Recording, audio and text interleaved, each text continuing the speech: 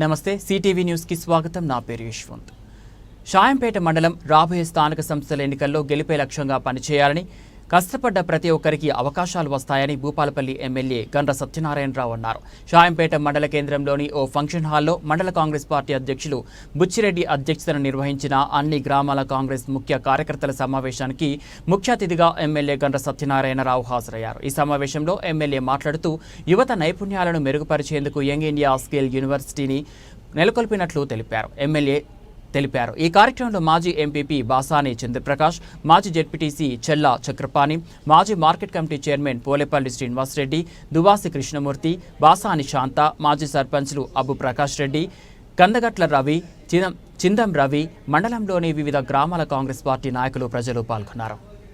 16,700 కోట్ల అప్పు ఉన్న మిగులు రాష్ట్రాన్ని 7,70,000 కోట్ల అప్పు చేస్తే మేము అసెంబ్లీలో అడిగితే అప్పు చేశారంటే మేము ఆస్తులు సంపాదించి పెట్టినామంటున్నారు. 1,00,000 కోట్ల చిల్లర కాళేశ్వరం ప్రాజెక్టులో 3 పిల్లర్లు గుంగి నీళ్ల పాలు చేశారు. అది వాళ్ళ ఆస్తి.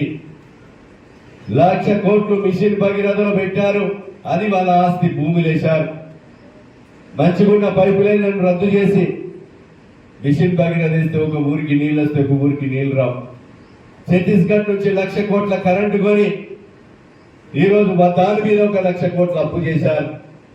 వాళ్ళ జేబులు నింపుకొని ఈరోజు కవిత గాని, హరీష్ రావు గాని, కేటీ రామారావు గాని ఒక్కొక్కరి ఇంట్లో 1,00,000 కోట్ల ఆస్తులు ఉన్నాయి తప్ప పేద ప్రజలకు ఒరగబెట్టింది ఏమి లేదని మీరు ప్రజలకు తెలియచేయాలి. 10 సంవత్సరాల కాలంలో వాళ్ళు, నేను ఇంతకుముందు చెప్పాను, దళిత గిరిజన కుటుంబానికి 3 ఎకరాల భూమిని ఇవ్వలేదు. ఇంటికో ఉద్యోగం, గది లేదు, ఊరికో ఉద్యోగం ఇవ్వలేదు. ఈరోజు ఖాళీగా ఉద్యోగాలు నింపలేదు.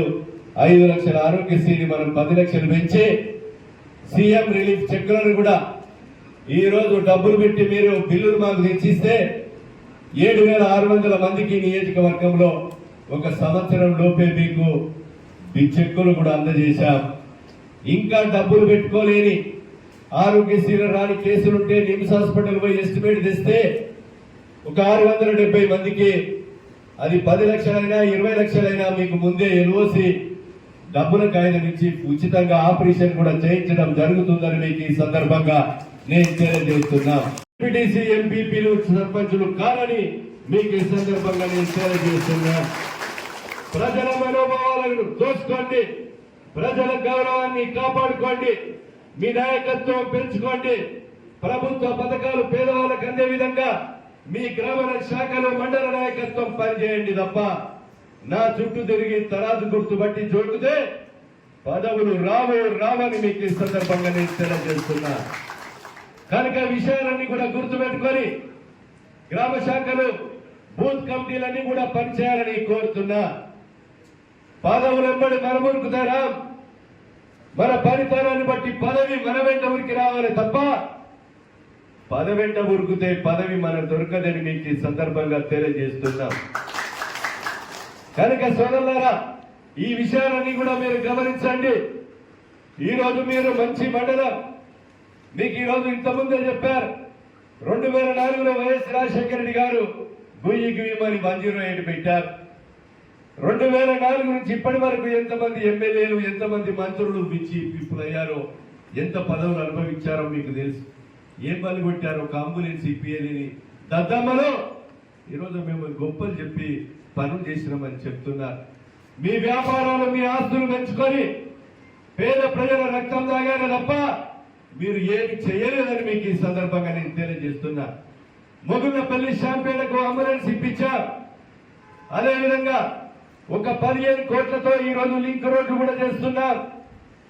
అదేవిధంగా ఈ రోజు గోవిందాపూర్ నుంచి పెద్దకోడపాక నుంచి, అదేవిధంగా నేషనల్ హైవే నుంచి, లలిత కన్వెన్షన్ నుంచి పెద్దకోడపాక, జోగంపల్లి నుంచి కొప్పుల నుంచి గోర్కొత్తపల్లి నుంచి వసంతపూర్, కాట్రపల్లి నుంచి రాజుపల్లి వరకు ఒక హ్యాండ్స్ ద్వారా ఒక రోడ్డును కూడా మొదటి దశలో మంచి రోడ్డును కూడా మంజూరు చేయించబోతున్నామని ఈ సందర్భంగా నేను తెలియజేస్తున్నాను. ఆ కోఆర్డినేషన్ లేని గ్రామాలు నాకు దృష్టికి తీసుకొస్తే నేను అవసరమైతే మీ క్యాంప్ ఆఫీస్కో లేకపోతే హనుమకొండకో లేకపోతే ఇంకొక కూర్చొని పిలిపించి మీకు సమన్వయం చేయడానికి మీకు సరైనటువంటి సమయం కూడా ఇవ్వడం జరుగుతుందని కూడా మీకు ఈ సందర్భంగా నేను తెలియజేస్తున్నాం. మొదలు మండల సమన్వయ కమిటీ సమన్వయంతో పనిచేయాలి. ఈ రోజు నాకు వచ్చే వరకు 8,800 ఓట్లు వచ్చాయి. పార్లమెంట్కి వచ్చే వరకు ఓట్ల పోలింగ్ శాతం తగ్గినా మెజారిటీ శాతం కూడా తగ్గింది. ఈరోజు రేపు ఎన్నికలకు కూడా మనము సమావేశాలు పార్టీని గురించి పెట్టుకొని రేపు ఇందిరమ్మ ఇల్లు కానీ రేషన్ కార్డు కానీ అదేవిధంగా మీకు ఏ ప్రభుత్వ పథకము పేదవారికి అందే విధంగా చేయాలంటే ఊళ్ళే రోడ్డు కానీ డ్రైన్ కానీ సీసీ రోడ్డు కానీ ఇంకా ఏ పనులున్నా కూడా గ్రామ సమావేశం ద్వారా వచ్చి గ్రామ నాయకత్వము పెంచుకోవాల్సిందిగా మరోసారి పదే మీకు చెప్తున్నా. గ్రామంలో మహిళా సభ్యత్వాలు అవుతున్నాయి.